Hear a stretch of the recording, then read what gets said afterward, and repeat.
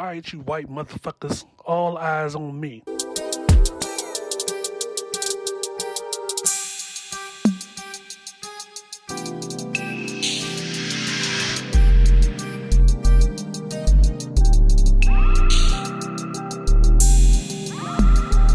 is the I Refuse podcast. Mr. Fox, the I Refuse podcast here again. Michael B. Jordan, it's reported that Michael B. Jordan, who just won the Oscar for lead actor for playing the twins in Sinners, it's reported that he is asking for $18 million to be in the Miami Vice movie reboot. This is probably like the third or fourth one they've done. And a lot of y'all in the comment section are feeling some kind of way. You know, I want to say probably for like the last 6 months, y'all been on this train that, Sinners wasn't that good, which is a lie. Michael B. Jordan isn't that good of an actor, which is a lie. And y'all didn't get the hoopla. Just say that your frontal lobe area is not well developed enough. Because there's one thing that I do know that if you pay attention long enough to the first of all Ryan Coogler, but also what are the results of Ryan Coogler and Michael B. Jordan working together? Something you have not seen since Spike Lee and Denzel worked together. When you think about it, think of movies and you think of representation. We can go back and forth about, his acting ability, which I mean, it may not necessarily be my cup of tea every single movie, but I'm not all the way clocked in for every one of his movies, Michael B. Jordan's movies. But there is something to be said when you arrive to a movie that is Sinners.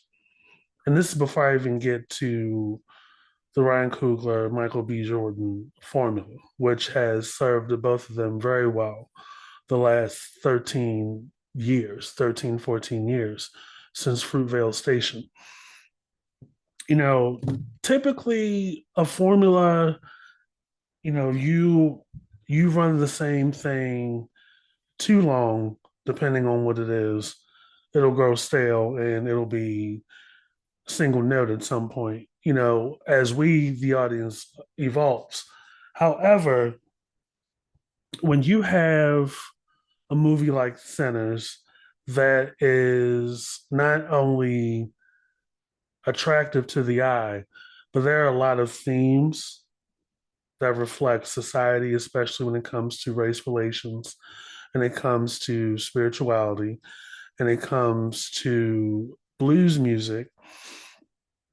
I really feel like the first half an hour, first 45 minutes, particularly around Miles Catton, Michael B. Jordan, I felt like the beginning part of that movie and the scene of them in the town car riding down the road, I feel like that was a Robert Johnson moment. That was definitely a tipping of the hat per se to Robert Johnson, the man that originated the blues. A man that died relatively young. And some folks, if you think about it or you actually read about it, believe that he died in exchange for selling his soul to the devil. That's the theory. So, in watching just that part, that's who came to my mind. So, you have all these different themes and you have all these different performances at play, but also you have a predominant theme of horror and thriller, but it's not to like the maximum level of like a Friday the 13th or those earlier Elm Street movies. This is definitely more dialogue driven, and also you have what seems to be folks on the outside trying to get to the inside of this barn house where you have music and you have spirit and you have talent in this barn house.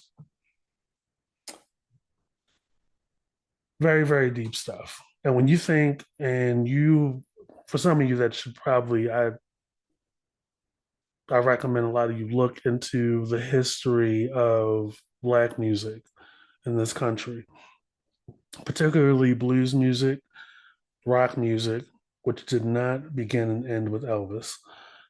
Um, Religion and spirituality, just all those different things.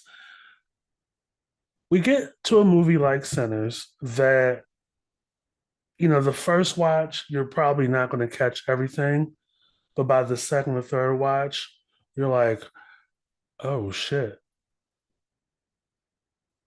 Definitely an entertaining movie. And, I know a lot of folks out there want to just watch a movie to be entertained and have a good time. And Sinners does that. Sinners very much does that.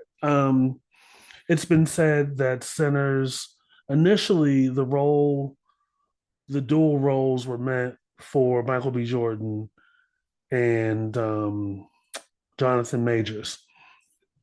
But, in light of what went down with Jonathan Majors, they went in a different direction where Michael B. Jordan plays the set of twins on his own. And a performance that is not easy to pull off. Um, Michael B. Jordan was able to successfully execute two identifiable individuals, roles, personas, ways of thinking. One twin was more confrontational, but also very weak in the mind. And in exchange for that, it cost him his life. But he also had an edge where the other twin was the polar opposite. Both roles played by Michael B. Jordan.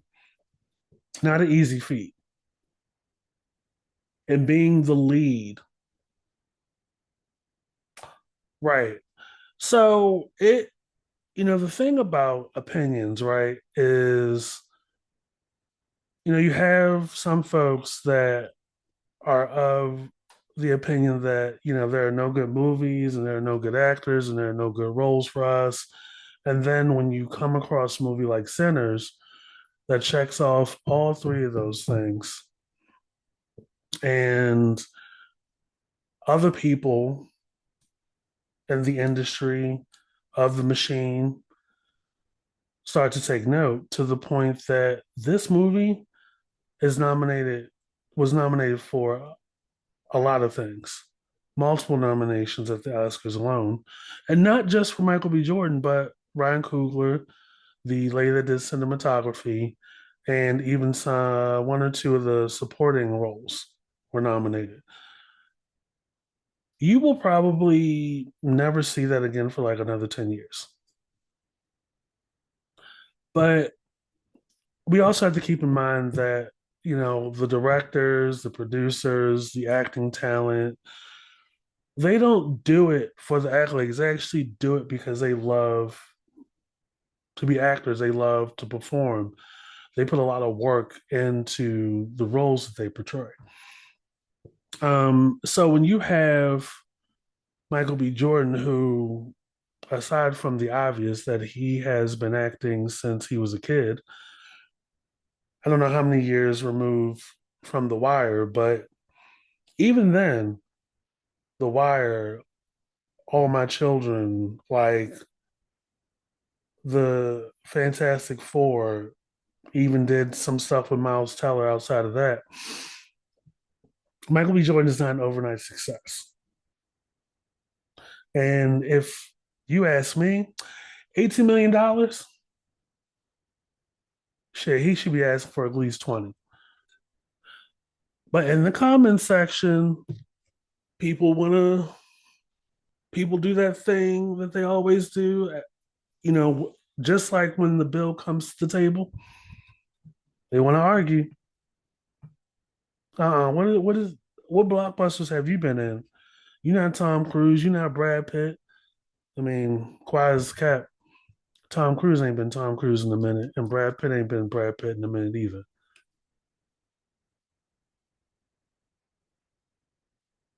You know, in the same breath that y'all complain about no good roles and no good this, no good that, you get somebody good, and it's not good enough.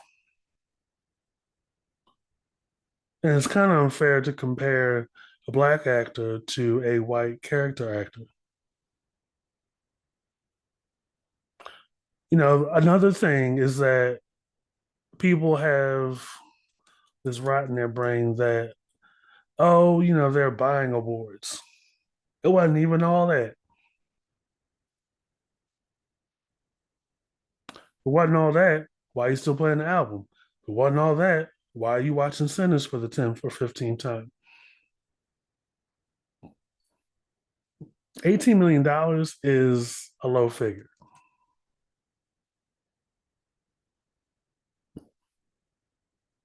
You got to keep in mind, Sinners was an independent film. You want to get into the science behind that. Whenever you're ready for that discussion, let's have it.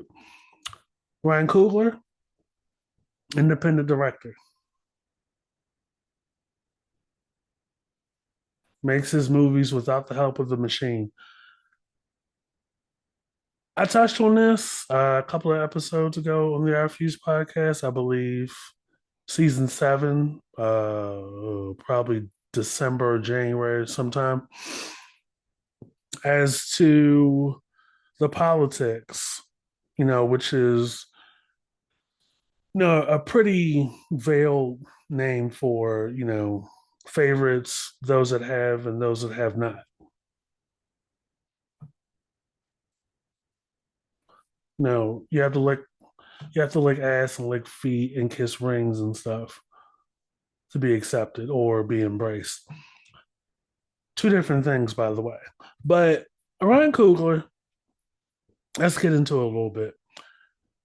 Early on in his professional directing career, you know, when they saw that he was really yielding some significant numbers on the critical acclaim side and on the commercial acclaim side. From Fruitvale Station, he was invited to become part of a voting committee or a voting board or something of that nature, right? He respectfully declined. And ever since then, you know, you become viewed as a liability or a risk at some point. None of the outside drama that comes with that um, ever affected his talent and his drive and his work ethic. And he continued to work with Michael B. Jordan. And in exchange, Michael B. Jordan gave some of the greatest performances of his adult professional acting career.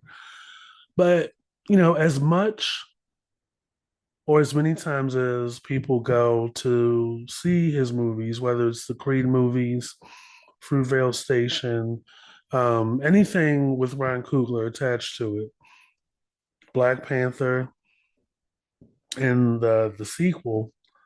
Well, he wasn't in the sequel because he was killed in the first one. Y'all drove Black Panther through the roof.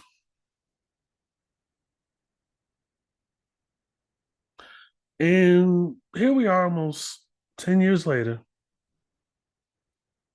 Y'all in the comment section talking about what blockbuster have you started in? Ugh. What blockbuster have you started in? Um, what have you done to warrant that? And whether you want to admit it or not, you guys are playing right up into that disparity in pay conversation.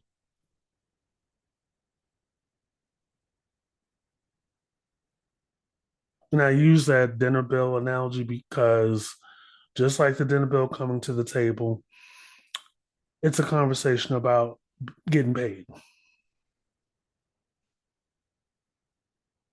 It's the same conversation I had about Monique and her Netflix only paying her six figures in comparison to Amy Schumer, a newer comic, getting $1 million payday for her stand up special. Even though y'all have been having conversations at that point about the quality of Netflix, all these unfunny people getting stand up specials. But the moment a black woman points it out, y'all have that same energy when the dinner bill comes to the table. Well, what have you done and what did you get and what did you order and what have you been in and all this other stuff? Turn into mathematicians and statisticians and all that. I'm like, just on the strength of that Marvel, that Marvel movie, that boy should have been had $1 million paydays. If not on the front end, at least have a team negotiate to where you get a lot of money on the back end because Michael B. Jordan has to his credit at least three, well, now four blockbusters. What's it? Black Panther, two of the Creed movies, and now Sinners. And y'all are balking at him wanting 18 million. I cram to understand sometimes. And I didn't even get to the crabs in the barrel mentality. Y'all talk about, oh, he bought that Oscar. He's not that good of an actor. What blockbuster? You compared him to white actors that are like 10 or 15 years or 20 years older than he is.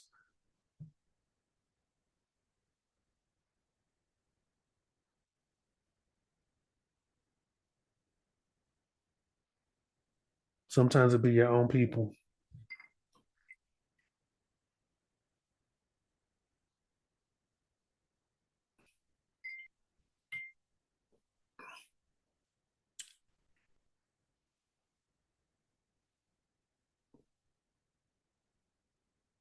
Now, will I go to my TV and pull up the Miami Vice reboot? I mean, this is what the this will be the second Miami Vice movie. The last one they did, I think, was Jamie Foxx and Colin Farrell. I don't know what those numbers did, but I think the larger question is, what's with all these reboots? Like I've seen more Miami Vice media than the actual show, which lasted what, like 4 seasons, 4 or 6 seasons in the 80s. Make it make sense. I don't know who's directing it, but y'all tripping over this $18 million that he's requesting, which he rightfully should get.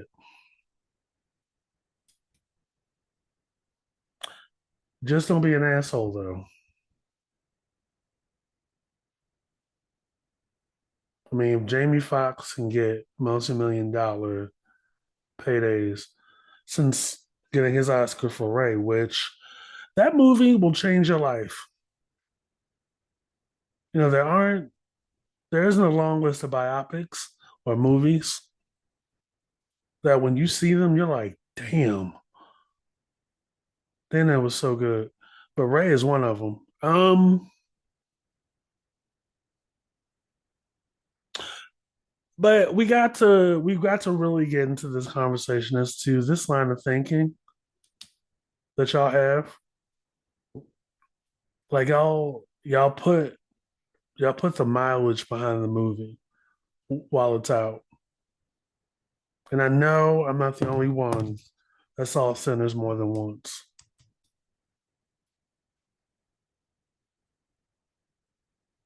I mean, Sinners made what, over $400 million?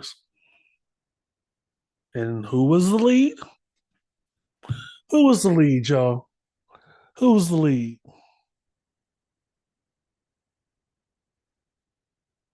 Right.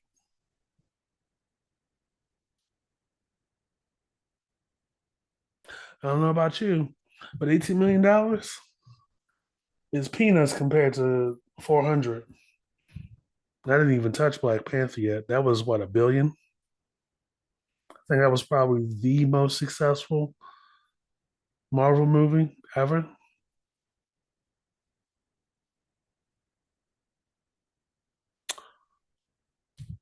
How soon folks forget. You know what it is? You know what I think it is though? There is something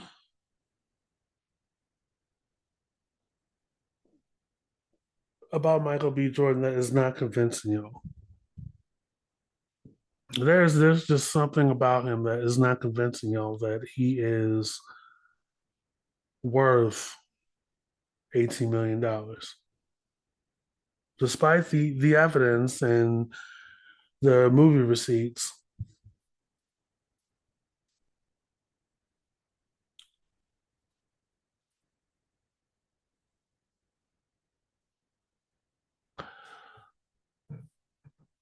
Very very weird and confusing times, but he's definitely going to get it.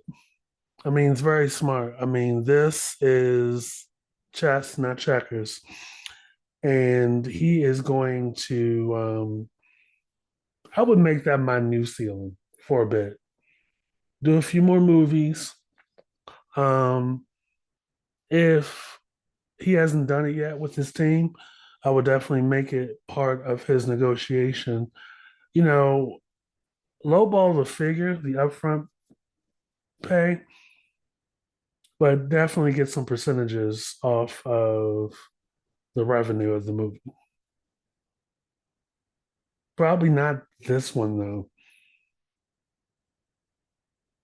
Probably not this Miami Vice thing.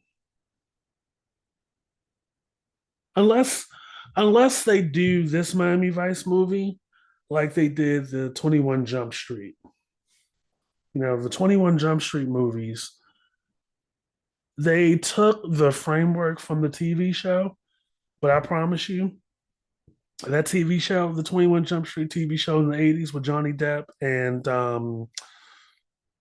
Holly Robinson and Stephen Williams, totally not funny. It was a drama. It was a little corny, but it was a drama. Unless they do this Miami Vice thing, like they did 21 Jump Street, you might could do it. I mean, I feel like that's the next thing. It's going to be like a comedy. Now that I think about it, Michael B. Jordan has done dramas. He's done action. He's done boxing movies. He's done thrillers. Um, this Miami Vice thing could be a comedy, another comedy for him, and it probably will do well.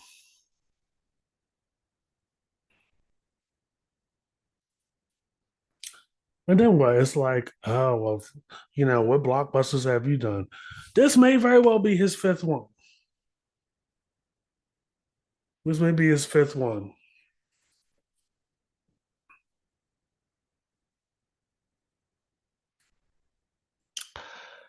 Y'all are weird. I'm Mr. Fox, the Refuse podcast. Get into the Refuse podcast wherever you get your podcast. Season 7 is out. The YouTube channel is available. And get into the Usual Suspects podcast. We just released an episode last week. We covered everything from Jack Harlow to Michael B. Jordan's Oscar win. Rough, almost about 2.5 hours. Even talked about the rap drill scene that involved the murder of one rapper by another. It every week is something, and we over here at the IFU's podcast try to mind our African American business. Yeah, y'all keep us coming back, and as long as that happens, we'll still be alive and well. Nevertheless, we're everywhere: Twitter, Blue Sky, Tumblr, uh, Instagram. Can't forget Instagram. Continue to follow, subscribe, and support original Black content creation, such as myself, such as the other podcasts we have over here. And I will catch you guys later. Peace.